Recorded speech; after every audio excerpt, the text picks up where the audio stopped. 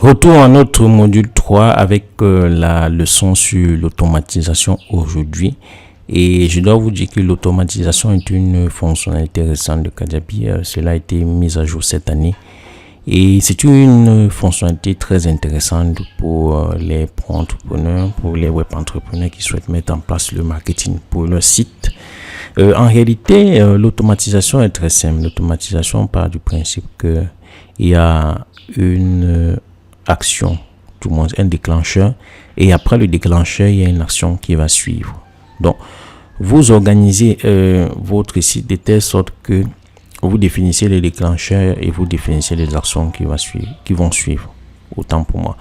Donc, le déclenchement, vous le définissez et l'action qui suivra, vous le définissez aussi. Cela permet que votre site web fonctionne en mode automatique sur un certain nombre de points. C'est pour cela que vous voyez ici, ma page liste toutes les automatisations que j'ai créées. Et vous aussi, vous pouvez créer de nouvelles automatisations pour votre site en cliquant à plus New Automation. Je dois vous rappeler que lorsque vous créez votre site web, je ne pense pas que vous avez besoin de prime abord de définir autant d'automatisation. Vous pouvez commencer par de simples automatisations et après, avec l'évolution de votre site, vous allez définir des automatisations plus complexes. Donc, en règle générale, c'est très simple l'automatisation. Quand on veut en créer un, on va juste au coin supérieur et on crée New Automation. Mais avant de passer à la création, je vais vous montrer quelques exemples d'automatisation. Par exemple, première automatisation, lorsque, par exemple, la forme Podcast Plus est soumise, comme vous voyez ici, il faut le joindre à la séquence Podcast Plus. Je vais vous parler des formes ici parce que vous pouvez concevoir plusieurs formes. En réalité, ceci vient du fait que j'ai, par exemple, pour Boutique Plus, j'ai fait une page, puisque le cours n'était pas encore disponible, une page avec un compteur. Maintenant, si un utilisateur se retrouve sur cette page et qu'il a envie vraiment de créer sa boutique en ligne, j'ai bien précisé ici, rester en contact pour être tenu informé de la sortie officielle de Boutique Plus. Alors, il va mettre son nom et son adresse email. Une fois qu'il valide, donc quand il soumet à cette forme pour être informé de la sortie du produit, il est renvoyé où? Vous voyez bien. Lorsqu'il soumet à Boutique Plus, il est renvoyé à la séquence Boutique Plus que j'ai définie ici. Je vais ouvrir cette séquence pour que vous voyez. J'avais déjà créé une séquence Boutique Plus. Donc, en réalité, toutes ces sections sont liées, si vous voulez. Donc, vous voyez bien, c'est ce mail qui recevra immédiatement. J'aurais pu définir plusieurs autres mails pour le client, mais pour un début, j'ai défini. Vous voyez bien. OK.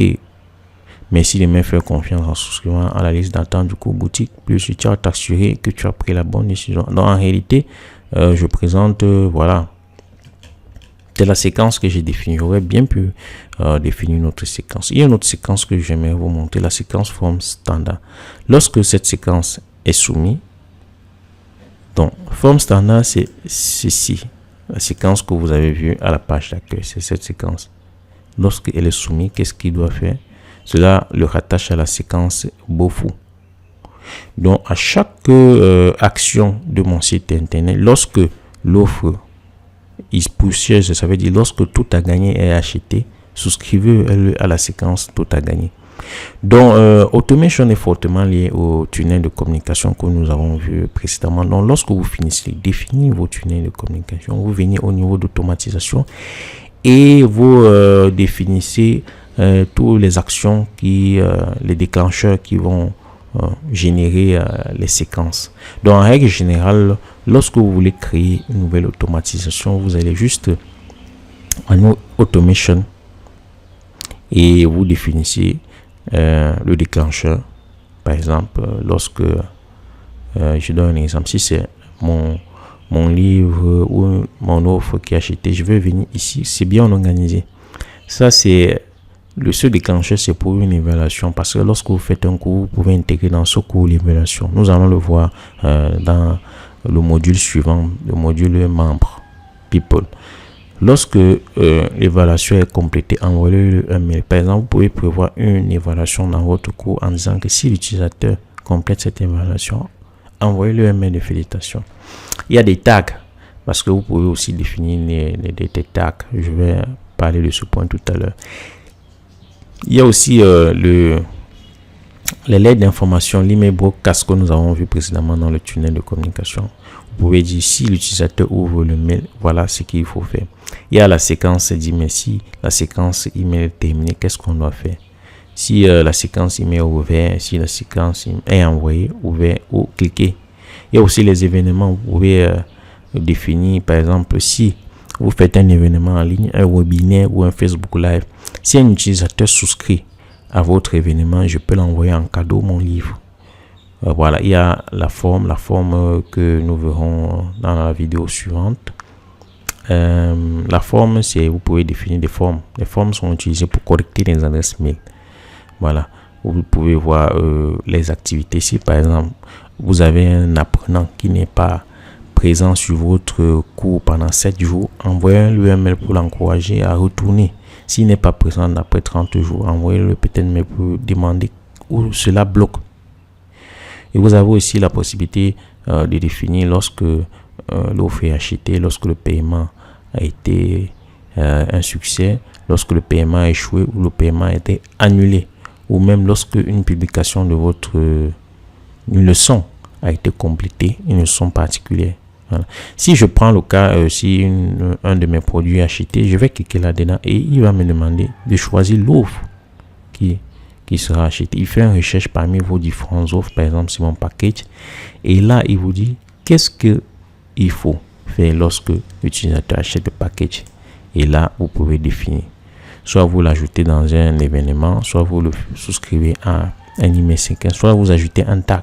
En fait, ajouter un tag, ça veut dire, vous dites, ok, ça c'est, disons, je peux mettre utilisateur VIP. Et là, je vais taguer utilisateur VIP. Je peux maintenant utiliser ce tag pour l'ajouter dans une autre séquence bien spéciale. Soit vous pouvez envoyer un mail. Voilà, donc vous avez plusieurs. Si je veux le souscrire à une séquence email, je clique là. Et là, il y a les différentes séquences email. Je peux dire que ok, je veux le souscrire à Boutique Plus. Et lorsque je clique à Save, vous allez voir la séquence mail est là. Vous voyez bien. Lorsque l'offre est achetée, souscrivez-le à telle séquence. Donc voilà très simplement comment on utilise l'automatisation. Voilà. Donc vous pouvez bien voir l'automatisation. Par exemple, je vous ai parlé tout à l'heure des tags. J'ai défini lorsque ma séquence BOFU pour la forme standard que j'ai définie ici termine, il faut d'abord il faut ajouter l'utilisateur, coller le tag NoBofu et le souscrire à la séquence NoBofu. Donc j'ai défini deux automatisations. Donc vous pouvez définir plusieurs automatisations. Par exemple, lorsque Revenu Plus est acheté, envoyer un message personnel au visiteur qui vous a fait confiance. Donc c'est une série de mails ou du moins de liens que vous mettez entre les actions. Ce que vous devez retenir tout simplement pour clôturer cette partie sur l'automatisation, c'est que à la base, définissez les déclencheurs et définissez les actions qui vont suivre. En règle générale, ça c'est le principe. En règle générale, les actions, les déclencheurs sont beaucoup plus les produits achetés et surtout les formes standards qui accompagnent le téléchargement de contenu gratuit. Voilà, c'est beaucoup plus ça. Les formes standards qui accompagnent le contenu gratuit sont faites pour inscrire l'utilisateur dans une séquence qui l'amène à acheter le produit payant. Par contre, pour ce qui concerne l'achat de produits, on fait une séquence afin de remercier le client, le féliciter ou l'accompagner dans le processus de transformation. Donc, tous les mails doivent être définis à l'avance. Une fois que vous avez défini les mails dans le tunnel de communication, vous pouvez venir à Automation pour définir les différents déclencheurs. Donc, vous devez avoir la structure en tête. Ce n'est pas devant Kajabi que vous mettez cela en place. Vous le dessinez sur le papier.